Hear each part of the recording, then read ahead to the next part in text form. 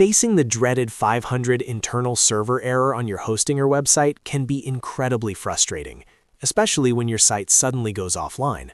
But don't worry, because in today's video, I am going to walk you through exactly how to troubleshoot and fix this issue step by step. By the end of this guide, your website should be back up and running smoothly. Before we dive into the technical details, if this tutorial helps you get your site restored, please hit that like and subscribe button to support the channel. Let's jump right into the solution. First, you need to log into your Hostinger account. Once you are on the main dashboard, navigate to the website section where all your hosted domains are listed.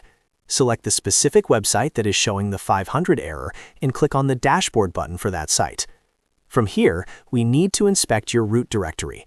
Look for the File Manager icon within your dashboard, or if you prefer advanced file management, you can connect using your favorite FTP client. Once you have opened the File Manager, navigate to the public_HTML folder. This is the heart of your website files. The most common culprit for a 500 error is a corrupted .htaccess file.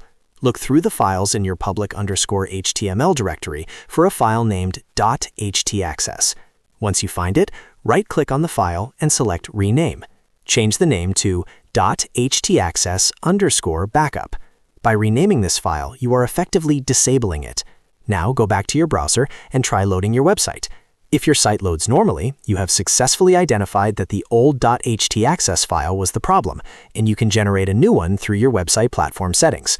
However, if that did not solve the issue, we move on to step 2, which is increasing your PHP memory limit. A lack of memory often triggers 500 errors if your plugins or themes require more resources than allocated. Go back to your Hostinger dashboard and look for the PHP configuration option. Once you are inside the PHP settings, look for the memory limit value. We recommend setting this to 256 MB to ensure your site has enough headroom to execute scripts properly. After updating this value, save your changes and refresh your website once more. Often, this simple change provides the necessary resources to stop the crash. These few steps are usually enough to resolve the most common triggers for server errors on Hostinger. If you found this quick guide helpful, please hit that like and subscribe button, as it really helps the channel grow. Thanks for watching, and I will see you in the next video.